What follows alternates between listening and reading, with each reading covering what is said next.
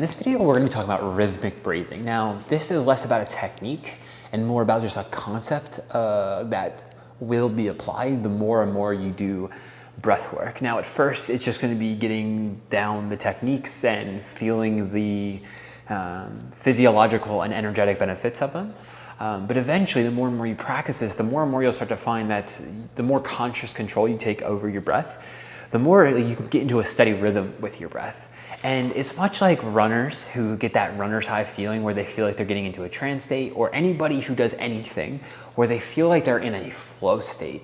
You can do that with breath alone. You don't have to, like I do it from rope flow, steel mace flow, kettlebell flow. Like those things are great. And I'm not saying don't do this because I love them. I do it, it happens when I'm working, when I'm writing sometimes, but you can do it just by breath alone. And so the concept is essentially just getting into a rhythmic pattern.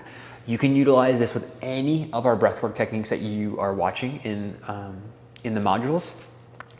It can be a steady rhythm like box breathing where it's 4 seconds in, 4 second hold, 4 second exhale, 4 second hold, repeat. Or you can do something like more with the exaggerated exhalations where there's like a 3 second inhale and a 4 second exhale and it just repeats. But the point of it all is to get into a rhythmic pattern with any one of these breathwork techniques. And the more and more you practice these techniques, your body will start to do it automatically. And you can just tap into a flow state where you're thinking so clearly. And you know exactly what you want to do next and things of that sort. So it's really like tapping into the Force in Star Wars when Yoda feels like he's one with the Force and he can just control shit with his fucking hand, right? So it's the same idea there. So we can start to control our own energy field substantially more. And I don't mean forcibly, egoically control.